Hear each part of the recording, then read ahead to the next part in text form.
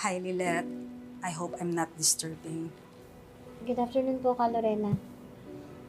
Gusto ko sanang mag-sorry sa'yo. Para po saan? I'm sorry na pinagdudahan namin ng loyalty mo. Hindi na po maintindihan yan, ma'am. Naiintindihan ko naman po yung pinanggagalingan niyo eh. Ang importante, na-realize namin mag-asawa yung mali namin. We believe that you take your profession seriously and hindi mo i-compromise yung duty mo as a lawyer sa kliyente mo kahit pamilya mo pang kalaban mo. Salamat po, Ka Lorena. Lilet, I want to make it up with you. Gusto kong bumawi sa pagkakamali ko. That's why I'm here. Makikiusap sana ako na bumalik ka na sa defense team ng anak ko.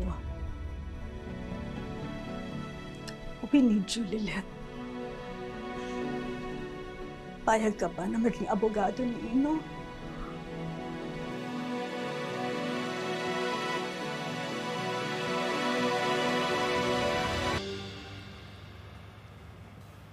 Nak, nakapag-desisyon ka na ba kung tatanggapin mo yung alok ng mga De Leon? Napakalaki po nung utang na loob ko sa mga De Leon. Kung hindi po dahil kay Ka Lorena, hindi po ako nakapagtapos sa law school. Tinulungan din po nila ako na mapalaya kayo.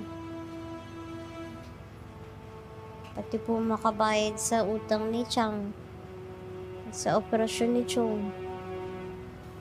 Ibig mo bang sabihin, tatanggapin mo lang na maging abogado ka ni Ino dahil sa utang na loob? May mas malalim pa po kong dahilan. Nandun po kasi ako sa beach party ni Ino eh. Nakita ko po kung paano niya pinagtabuyan si Trixie. Ayaw niya po talaga sa kapatid ko. Kaya malaki po yung posibilidad na hindi niya talaga kinahasa si Trixie.